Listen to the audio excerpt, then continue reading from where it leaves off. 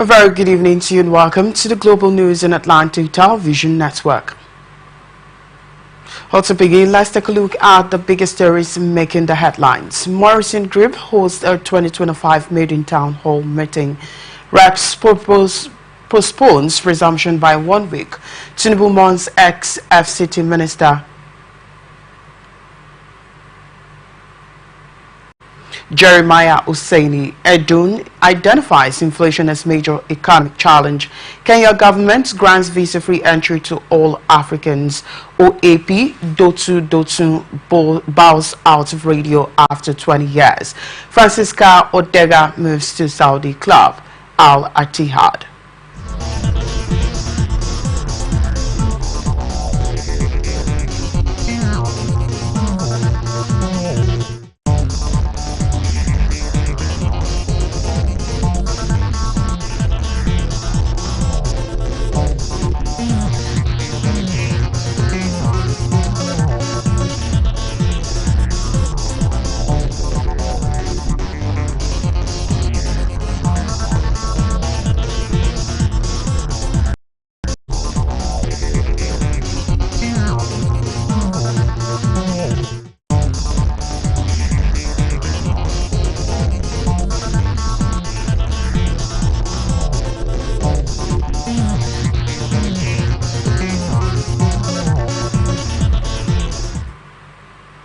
Board, management and staff of Morrison Media Group is inviting the general public to her first edition of the 2025 Atlantic Television Network Town Hall meeting, scheduled to hold on Saturday, 25th January 2025 at the Dimeji Bankole Banquet Hall, Gate Place Hotel, Kilometer 5 East West Road, adjacent Obirikwere Flyover, Rumosi, Port Harcourt, River State. The time is 12 noon prompt. The theme for the town hall meeting is Budget of Restoration, Securing Peace and Rebuilding Prosperity. The event will also focus as highlights expenditure profile of 49.7 trillion naira, projected revenue of 34.82 trillion naira, representing 3.89% of GDP, debt servicing with 15.81 trillion naira. Chairman of the occasion, Right Honorable O.K. Chinda, DSSRS, Minority Leader, House of Representatives at the National Assembly. Keynote speech will be delivered by Right Honorable Chinyere Igwe, FSM, FIMC.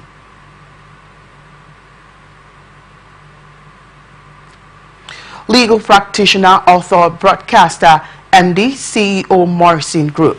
Presenter and panelists on the focused areas of the 2025 budget, debt and economic growth of focus, Professor Silva Charles, President Garden City Premier School, security, funding for military, paramilitary and police forces to secure the nation and its borders, Stanley Nsofor, a security expert.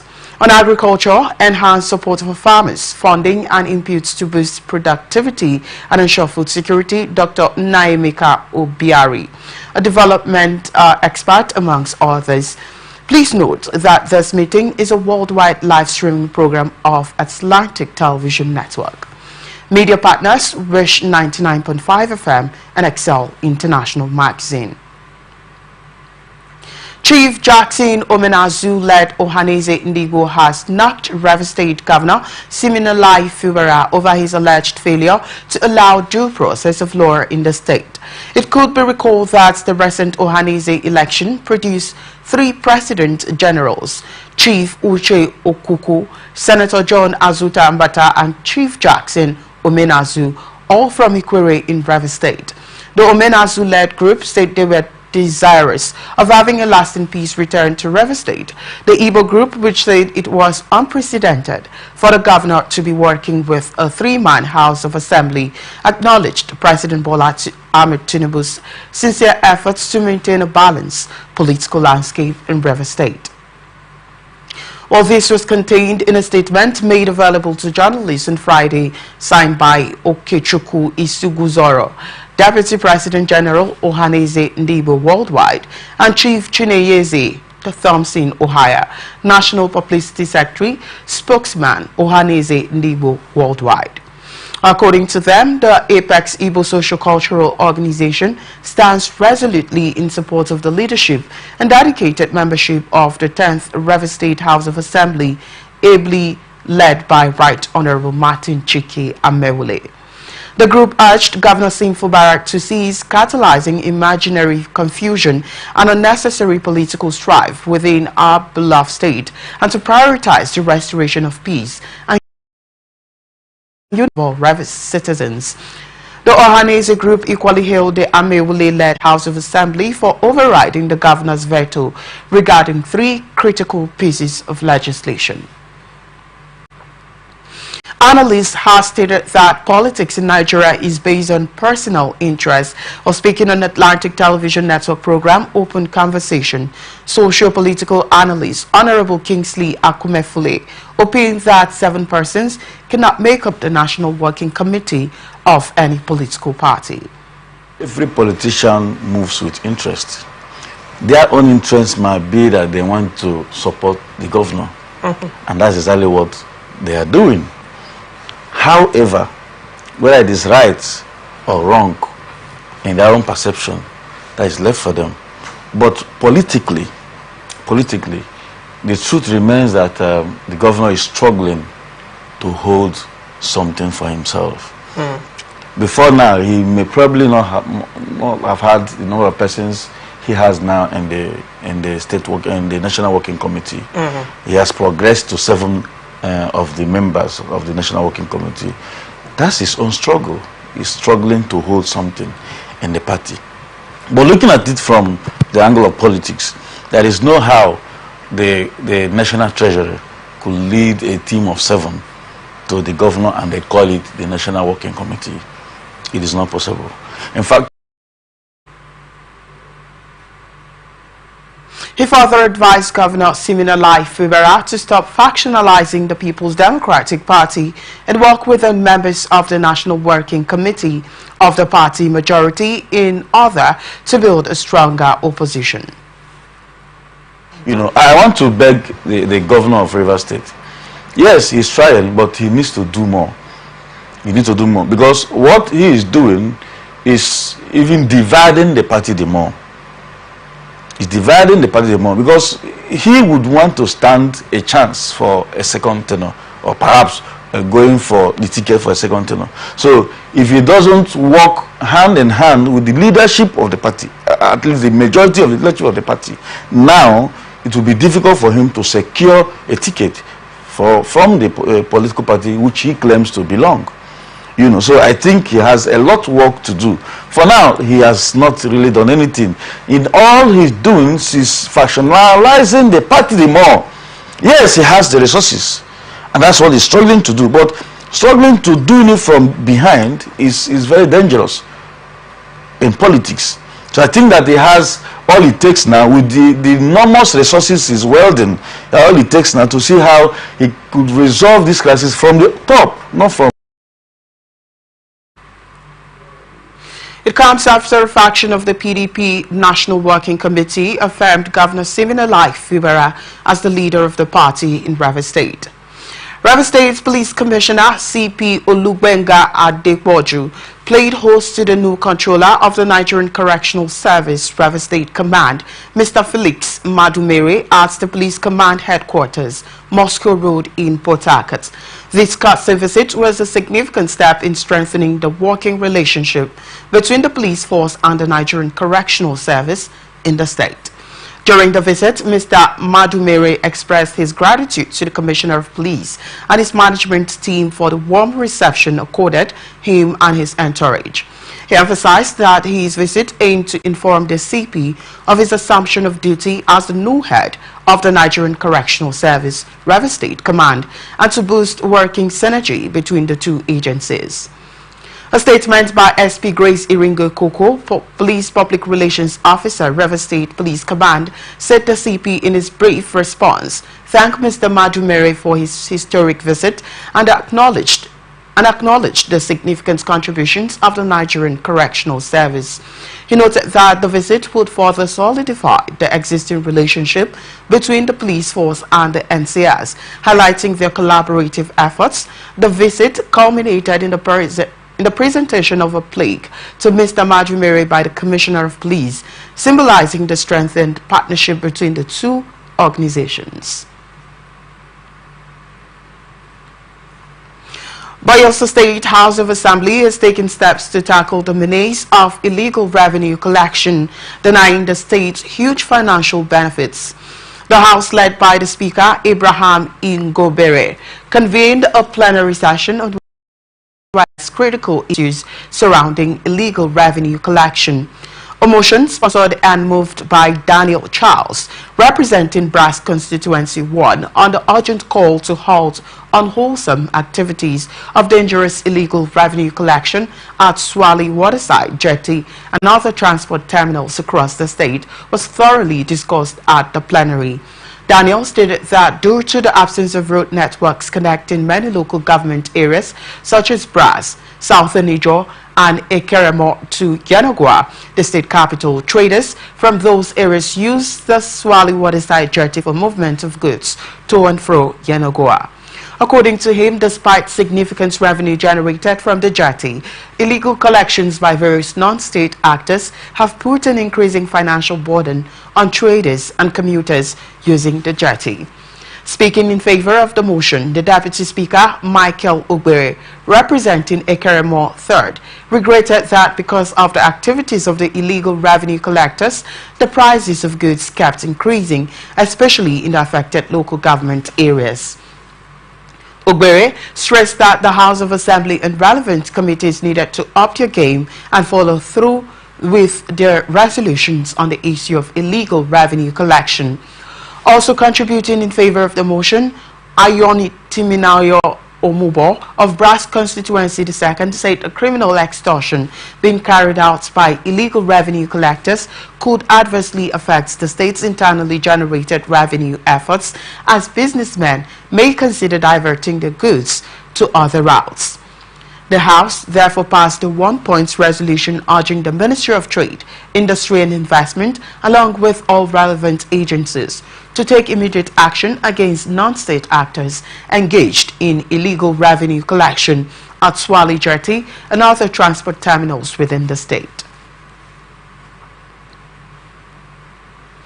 Delta State Police Command, led by CP Olufemi Abaniwanda, has confirmed the arrest of Austin Ofeorishe over the alleged murder of his nephew, Mr. Billy Tennite, in a dispute over properties. The Police Public Relations Officer SP Brighter Dafe confirmed the report in a telephone chat with our correspondent. The police spokesperson said the report is confirmed and investigation is still ongoing, adding that the suspect is currently in custody at the State Criminal Investigation Department, Asaba. Recall that the incident occurred on January 17, 2025 at Enehe in Uvue local government area. The suspect allegedly used an iron rod to strike his nephew on the forehead, causing him to collapse. The victim was pronounced dead upon arrival at the hospital. Cross River State House of Assembly on Friday passed into law the 2025 Local Government Amendment Bill. The bill was passed following deliberations on the reports presented by the Joint Committee on Local Government, Chieftaincy Affairs and Rural Development, Judiciary, Public Service Matters, Public Petitions and Conflicts Resolution, as well as Public Accounts. Presenting the reports, the chairman of the Joint Committee, Ayo Basi, representing Bakassi, explained that the state local government law of 2007, which was first amended in 2008 and further amended in 2011, had been harmonized and repealed for clarity. He noted that the bill would introduce significant changes to the third tier of government, enhancing economic development and growth, encouraging broader participation and improving service delivery at the local government level. Bassi further disclosed that the bills shall elevate the heads of local government administration to the status of permanent secretaries, aligning them with their counterparts in the state civil service as a reward for hard work. It also included financial provisions for the Auditor General for local government to enhance the efficiency of operations. The amendments included increasing the number of departments in local government from 7 to 12 and adjusting the percentage of funds allocated by local government councils to key MDAs for better efficiency. The Vice Chairman of Councils is now entrusted with responsibilities covering humanitarian affairs, peace and conflict resolution, border and boundary issues, and sports.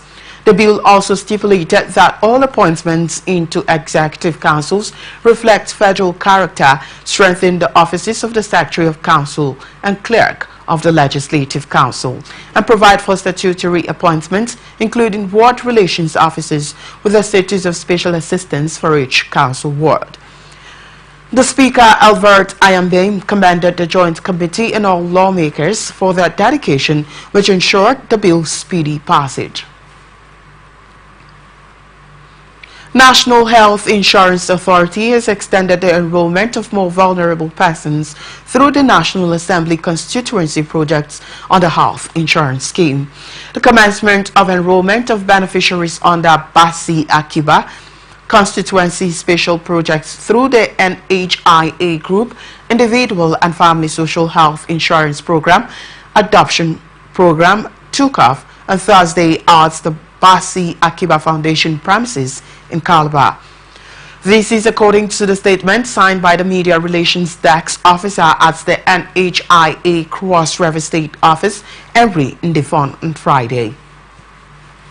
Akiba is a member representing Calabar Municipal Odukbani Federal Constituency at the House of Representatives.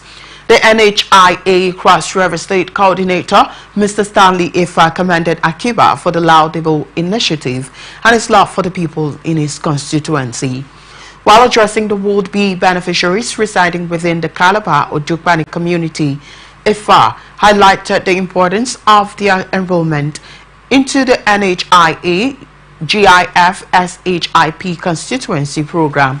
In his closing remarks, FR praised the House of Representatives member of Ogaja Yala constituency, Godwin Ofiono, who also keyed into the NHIA constituency gift ship program agenda as he called on each of the 3 senators and other House of Representatives members in Cross River State to follow the pathway of Akiba in partnering with NHIA at ensuring more people, especially the vulnerable, benefit under the project and continue to have full financial access to quality and accessible health care in the state through the Gateways of Constituency project.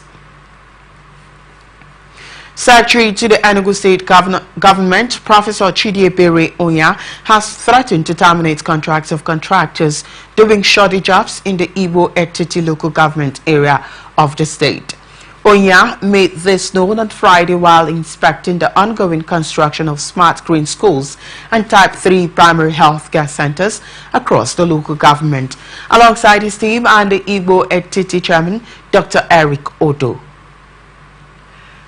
He expressed displeasure with contractors who would not deliver projects in record time, hinting that the government would blacklist. The SSG charged the contractors and the site engineers to strictly adhere to the approved building plan, giving to them and avoid using substandard materials for the projects. He said that the state government had made adequate funds available for the projects and would hold any contractor whose work was faulty responsible. Lagos State Government has ordered immediate closure of the pedestrian bridge connecting Oshodi Bus Terminals 2 and 3, citing safety concerns over the bridge's safety and structural integrity. The Lagos State Commissioner for Transportation, Mr. Oluwaseun Osiyemi, gave the order in a statement on Friday. He expressed concerns over the bridge's structural integrity. The Commissioner said that closure was also to conduct comprehensive structural integrity assessment on the bridge for the purpose of repairs, reconstruction works. Oceaniami advised pedestrians to make use of an alternative bridge located 30 meters away, pending the outcome of the structural integrity assessment.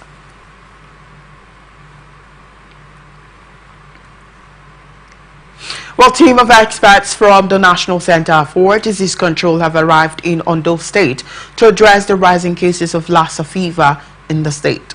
In his address at a meeting with state government officials, the leader of the NCDC team, Dr. Olubunmi Olofa, said the NCDC had deployed a team of experts to provide the necessary support to the state in the face of the Lassa fever outbreak.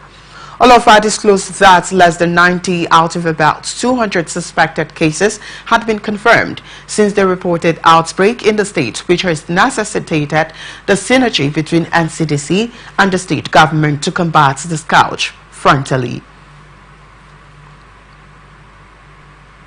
She appealed to the healthcare providers to desist from delaying in referring suspected cases to appropriate facilities within the state as this would reduce deaths resulting from the disease.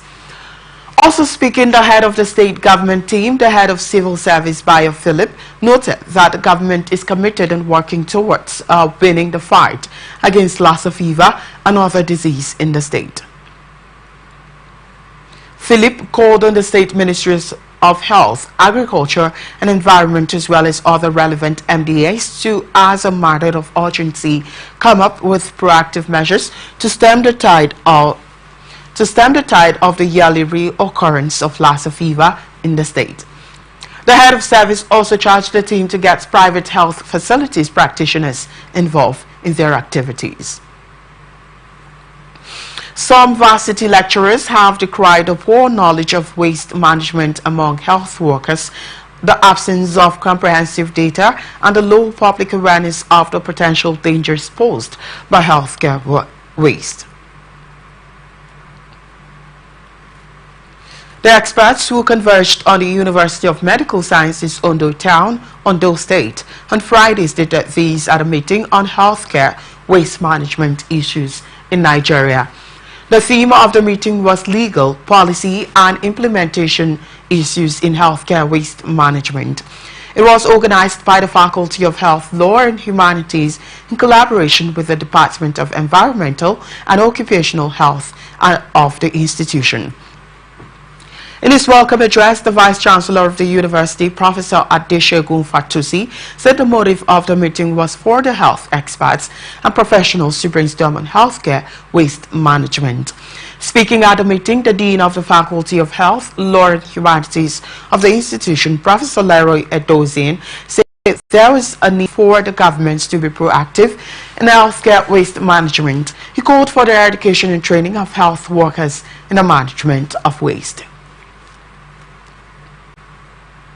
Oyo State Governor Seyi Makinde has lost his elder brother special advisor, media, to Oyo State Governor Suleiman Olarinwaju. Disclosed this in a statement on Friday. He said the deceased engineer Sunday Makinde died on Friday, January 24th, at the age of 65 years.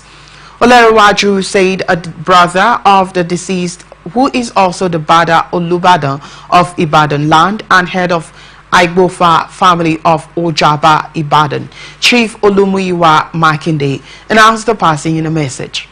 He is survived by siblings, among whom is the Executive Governor of Oyo State, His Excellency Engineer Seyi Makinde, children and grandchildren.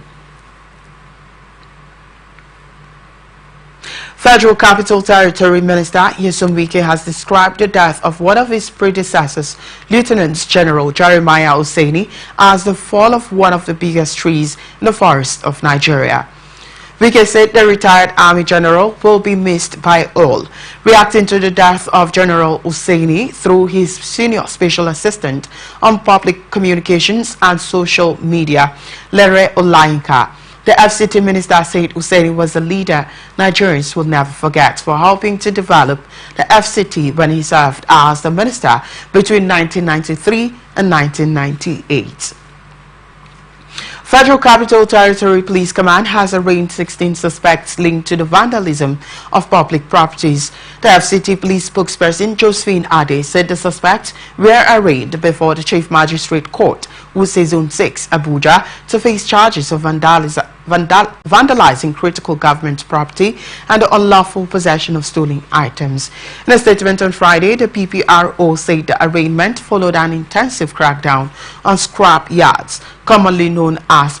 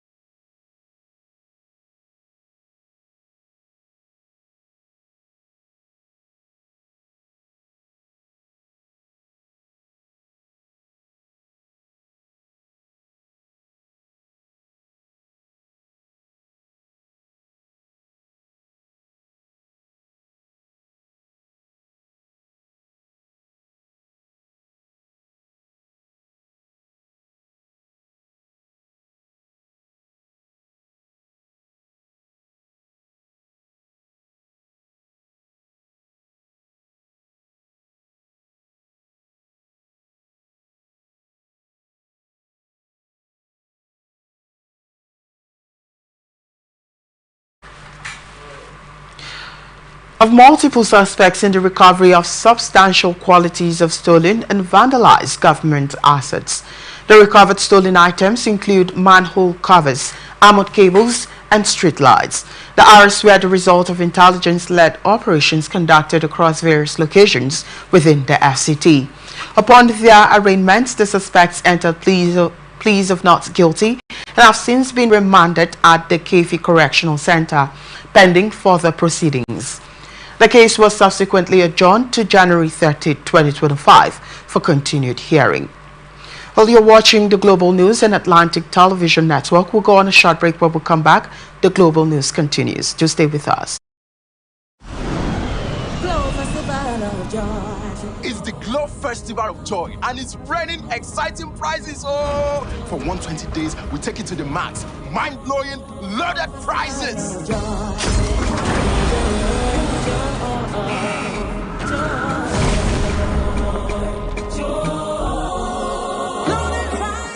Take John, winning a tear rubber Toyota Prado by recharging up to 100,000 naira. And Sister T, winning a Cha-Cha Kia Picanto by recharging up to 50,000 naira. From the sky, coming to you, yes, the gifts are unloading joy all over Nigeria.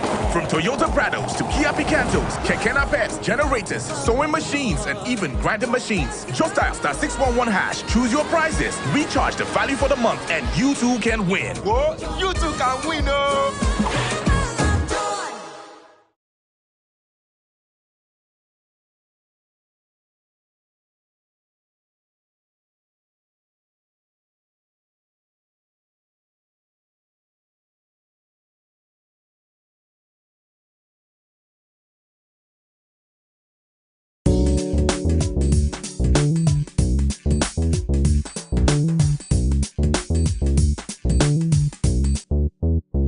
Thank you.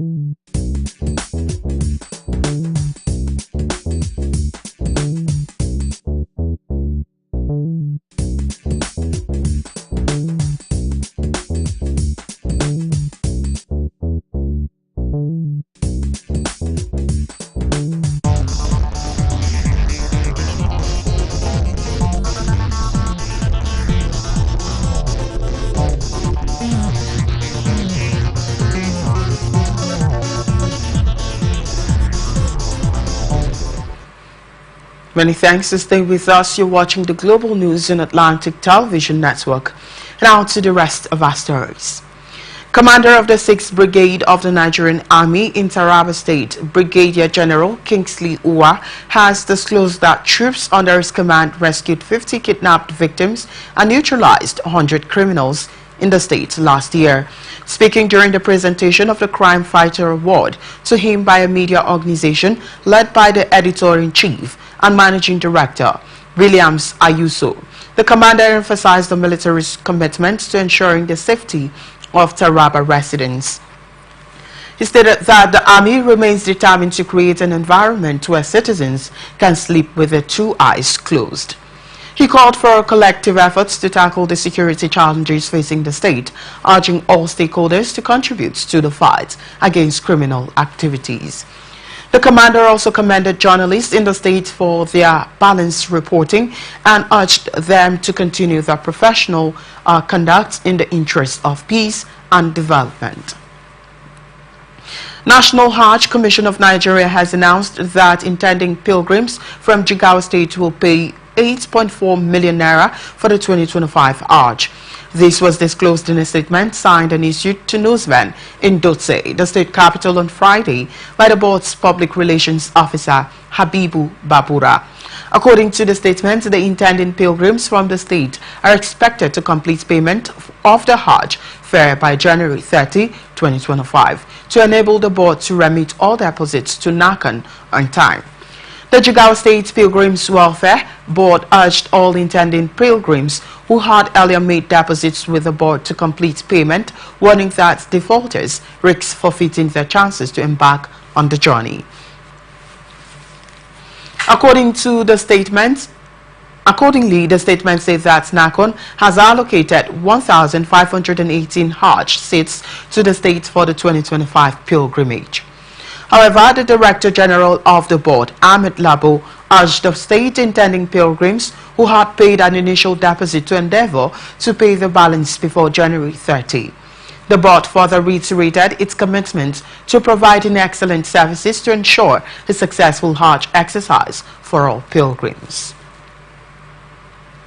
Sokoto State Governor Ahmed Aliyu has called on course members posted by the National Youth Service Corps to the state to actively promote national unity and integration during their service year. Speaking on Friday at the swearing-in ceremony for the 2024 Batch C Stream 2 course members held at the Wamako Permanent Orientation Camp, the governor, represented by the Commissioner for Youth and Sports, Mustafa Mohammed, urged the course members to steer clear of social vices such as cultism, drug abuse and misconduct. The governor lauded the NYSC management for its role in shaping and mentoring Nigerian youths to align with government policies and programs. He highlighted how the scheme has significantly contributed to the nation's growth and development across various sectors. Aliyu emphasized that the service's critical role as a unifying force among youths from diverse ethnic, religious and academic backgrounds. He commended the scheme for fostering patriotism, industry and hard work, citing its positive impact on socio-economic development through community-driven efforts. The governor assured corps members of his administration's commitment to their safety, urging security agencies and community leaders to provide a conducive environment for them to live and work. In his remarks, the NYSC State Coordinator Yakubu Usman advised the corps members to embrace discipline and adapt to the regimented camp lifestyle. He explained that the orientation exercises was designed to prepare them physically and mentally for meaningful contributions to national development. President Bola Tinubu on Friday joined the government and people of Plateau State in mourning the passing of a former minister of the Federal Capital Territory, Lieutenant General Jeremiah Hussaini. The elder statesman died on Thursday, January 23, 2025, at the age of 82 following a protracted illness. Tinubu extended condolences to the family, friends, military colleagues and political associates of the former governor of Old Bendel State, Minister of Transport and Quartermaster General of the Nigerian Army. Special Advisor to the President on Information and Strategy, Bayo Onanuga, conveyed these condolences in a statement signed on Friday titled, President Tinubu mourns the passing of former Minister of FCT, Lieutenant General Jeremiah Hussaini. The President prayed that God Almighty will grant Lieutenant General Hussaini's soul eternal rest and solace for his family. President Bola Ahmed Tinubu has celebrated the most superior evangelist Taiwo Oshin as he marks his centenary birthday. Evangelist Oshin, a distinguished member of the Adegorushin Alai Agbe family and patriarch of the Lasunwo royal family in Ikorodu, Lagos, has dedicated over 7 decades to the ministry. His service as the second in command of the Celestial Church of Christ for the past 20 years underscores his unwavering commitment to God and humanity. In a statement issued by Special Advisor on Information and Strategy, Bayo Onanuga, President Tinubu lauded the centenarian for his remarkable contributions to the Christian faith and the nation, particularly his efforts in advancing missionary activities in Ogun State. The President described Evangelist Oshin as an exemplary leader, celebrating his journey to becoming a centenarian. President Bola Tinubu has approved the appointment of board chairpersons and chief executive officers for 42 federal organizations alongside the secretary to the board of the Civil Defense, Immigration and Prisons Services. The President's Special Advisor on Information and Strategy, Bayo Onanuga, announced these in a statement on Friday, saying all appointments take immediate effect. The President has also appointed a new Managing Director for the Nigerian Railway Corporation and a Director General for the National Board for Technology Incubation. President Tinubu directs the board chairpersons not to interfere with the management of the organizations, emphasizing that the positions are non-executive. The positions are as follows: National Youth Service Corps, Ministry of Youth Development, Hilat Eta, Chairman, Cross River State. Nigerian Institute of International Affairs, Professor Bolaji Akinyemi, Chairman, Lagos State, Federal Airports Authority of Nigeria. Ministry of Aviation, Abdullahi Ganduje, Chairman, Kano State. Nigeria Bulk Electricity Trading Company, Suleiman Argungu, Chairman, KB State, and National Agency for Great Green Wall, Senator Magnus Abbey, Chairman, River State. Others are National Teachers Institute, Festus Founta, Chairman, Plateau State, National Board for Technology Incubation, Raji Kulawale, Director General, Oyo State, Nigerian Institute of Educational Planning and Administration, Victor Gyadom, Chairman, River State, Teachers Registration Council of Nigeria, Mustafa Salihud, Chairman, Adamawa State, amongst others. Vice President Kashim Shettima has called for a partnership with the World Economic Forum to advance 2 critical projects, the African Atlantic Gas Pipeline and the recharging of Lake Chad.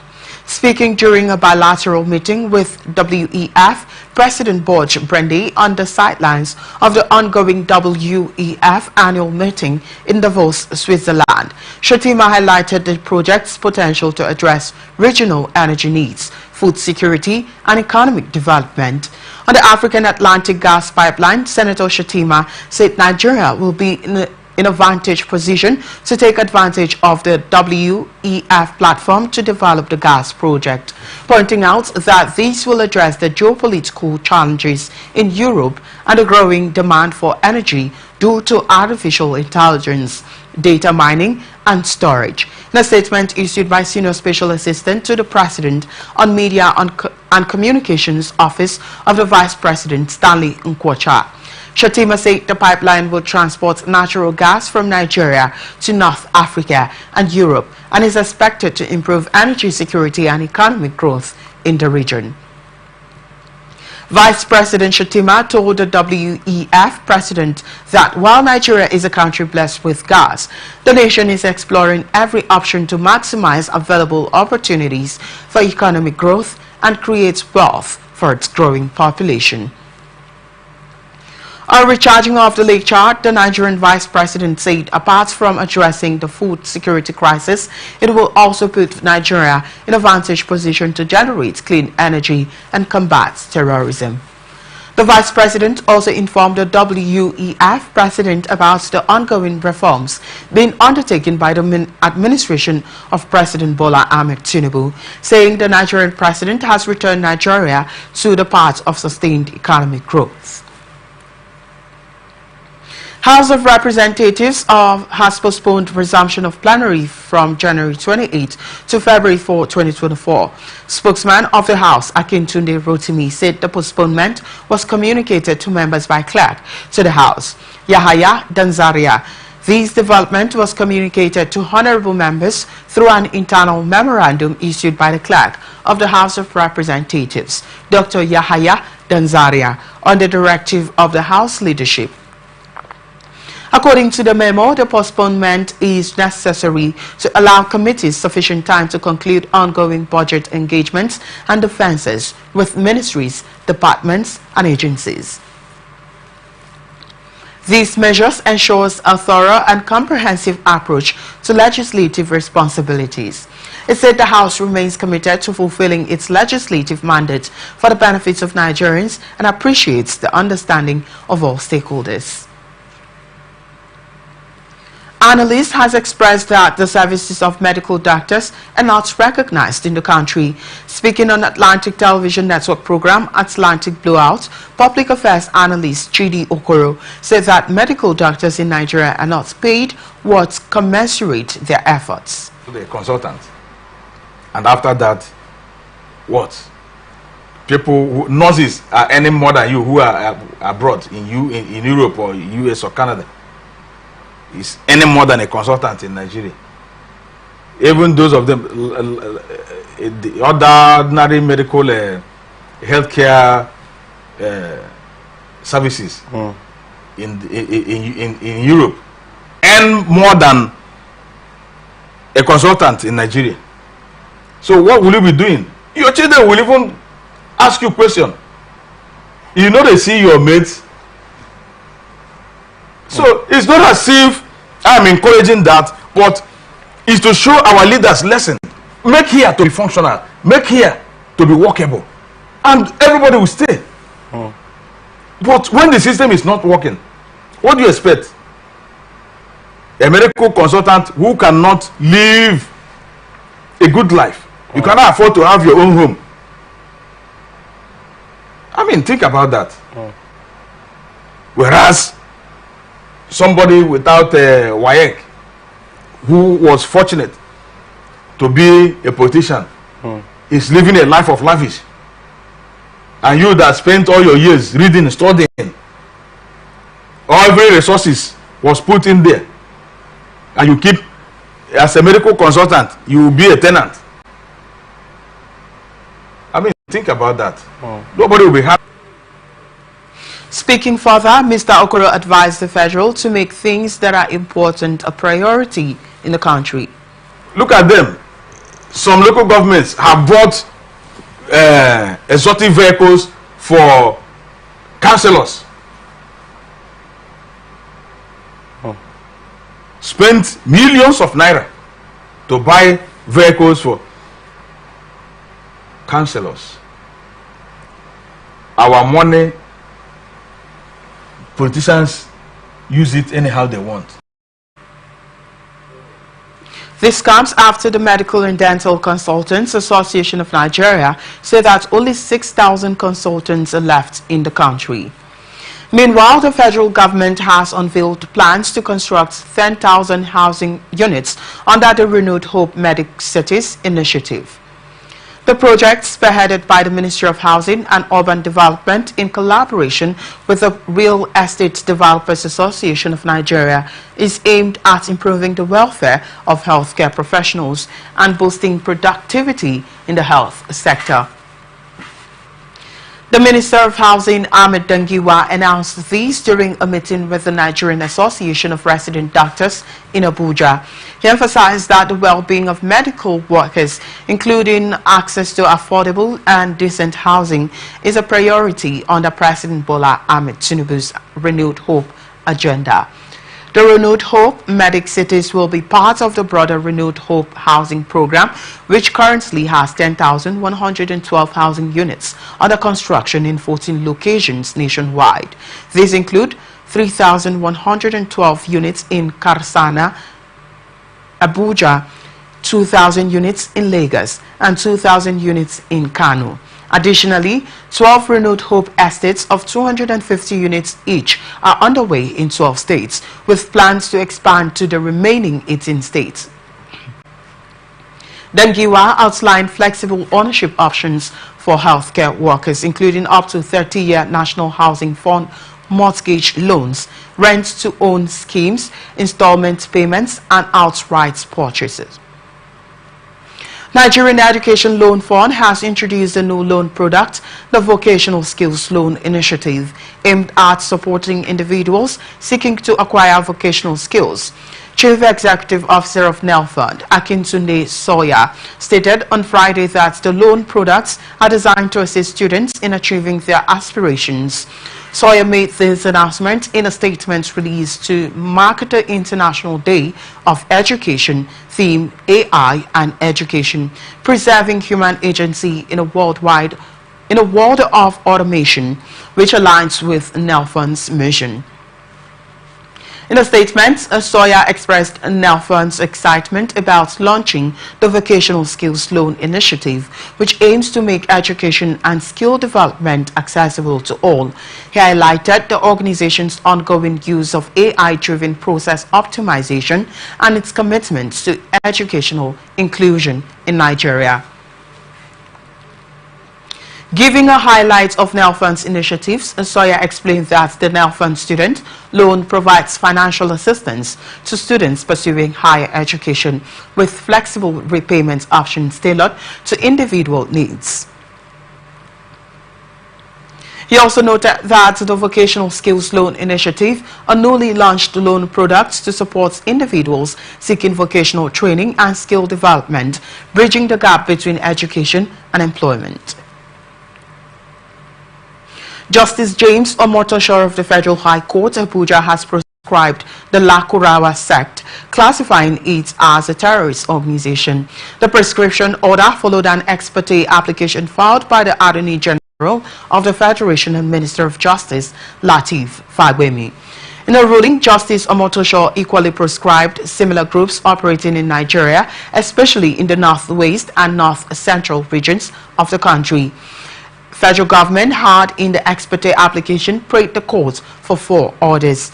An assistant director in the Federal Ministry of Justice, David Kaswe, moved the motion that was initially filed on January 14th by the Director of Public Prosecutions of the Federation, Mr. Muhammad Abubakar. In a supporting affidavit that was deposed to by Mr. Michael Akau, a litigation officer in the Department of Public Prosecutions of the Federation, the federal government told the court that Lakurawa sect had been involved in acts of terrorism, including cattle rustling, kidnapping for ransom, hostage-taking, attack on top government officials, attack on security personnel, propagation of their ideology to the local communities, encouraging the locals to disregard constituted authorities within Nigeria. Now we move on to business news. Minister of Finance in Nigeria and the Coordinating Minister of the Economy, Wale Edun, has identified inflation as the biggest challenge in stabilizing the country's economy. He emphasized that inflation undermines our economic reforms and growth efforts, making it a critical focus for the government in 2025 and beyond. The minister made these assertions when he appeared before the Senate Committee on Finance headed by Senator Sani Musa. Edun also highlighted measures such as boosting domestic food production and improving food accessibility for Nigerians.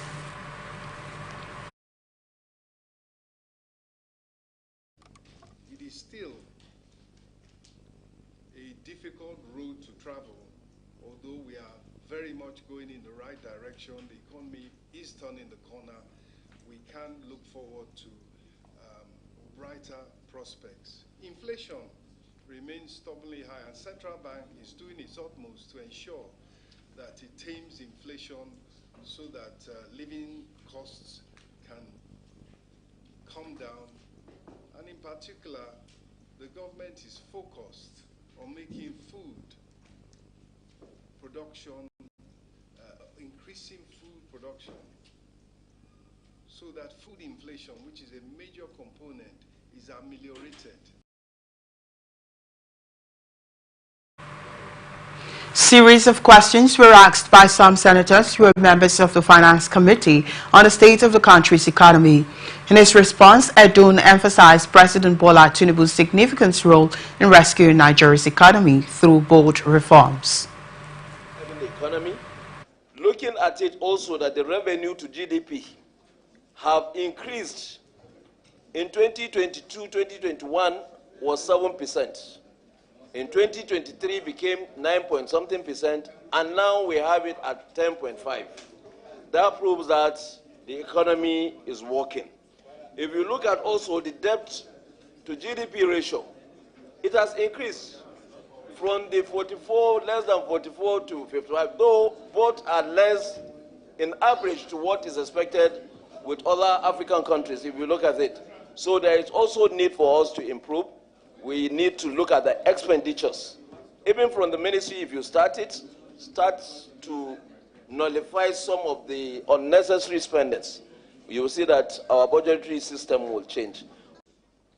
President Bola Ahmed Tinubu, he saved the economy, he saved the society. How did he save the economy? In his time, every penny spent has been earned or has been procured in the financial markets on willing buyer, willing seller terms. Because they believed in his macroeconomic plan, the multilateral institutions, the repositories of the cheapest money internationally, 40 years to pay back, 10 years moratorium, 1% interest. We approached them, they looked at our plan, and they believed in it, and they prolonged it. Now we move on to international tidbits. Kenya has announced it will allow citizens from nearly all African countries to visit without prior authorization, according to a new directive by the cabinet. Previously, Kenya required visitors to apply for an electronic travel authorization online, a system criticized as a visa under another name. But the cabinet announced the ETA would be dropped for all African countries except Somalia and Libya due to security concerns. The government explained the move is part of efforts to support open skies policies and tourism growth while promoting regional integration and ease of travel. Despite its visa-free policy, Kenya ranked 46th out of 54 nations in the 2024 Africa Visa Openness Index, dropping 17 places. Republican Congressman Andy Ogles has introduced a bill aimed at amending the U.S. Constitution to allow former President Donald Trump to run for a third term in office. Ogles submitted the resolution arguing that Trump is uniquely capable of addressing the nation's challenges and restoring its global standing. He has proven himself to be the only figure in modern history capable of reversing a nation's decay and restoring America to greatness. He must be given the time necessary to accomplish that goal. Ogles stated, under the 22nd Amendment, no individual may be elected president more than twice. Trump previously dismissed the idea of running for a third term, joked about the possibility after winning the 2024 election. Ogles also praised Trump's executive orders during his second term, citing actions on border security, energy production, gender identity policies, and the withdrawal from the World Health Organization. The 22nd Amendment, which limits presidential terms, was ratified in 1951 following Franklin D. Roosevelt's unprecedented 4 terms in office. Roosevelt's extended tenure, which lasted from 1933 to 1945, prompted concerns about excessive executive power, aligning with George Washington's precedent of serving only 2 terms. Although Republicans currently hold a slim majority in the House of Representatives, the proposed amendment would require significant bipartisan support and ratification by 3/4 of the states to become law. Meanwhile, President Donald Trump has signed an executive order barring transgender women from being housed in female federal prisons. The order also halts any medical treatments related to gender transition for federal inmates. The directive is part of a broader initiative to restrict the federal government's recognition of gender to an individual's biological sex at birth. The policy affects not only transgender inmates, but also transgender immigration detainees, marking one of the most significant expansions of restrictions imposed during Trump's presidency. In the meantime, the Women's Liberation Front, a group advocating for single-sex prisons based on biological sex, celebrated the move as a major victory. The group is currently challenging California law that allows transgender inmates to request housing based on their gender identity, arguing it infringes on the rights and safety of non-transgender female inmates. Trump's order reflects similar arguments, stating that policies accommodating gender identity over biological sex compromise women's safety, dignity, and well-being.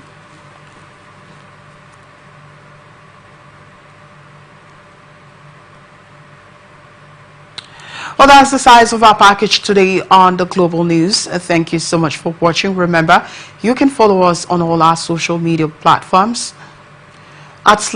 On X, formerly Twitter, at Atlantic TV Net, Facebook and YouTube at Atlantic Television Network, Instagram at Atlantic TV Network. Peace and unity are the pathways to progress. Thank you so much for watching. I am Victor Peter. Good night.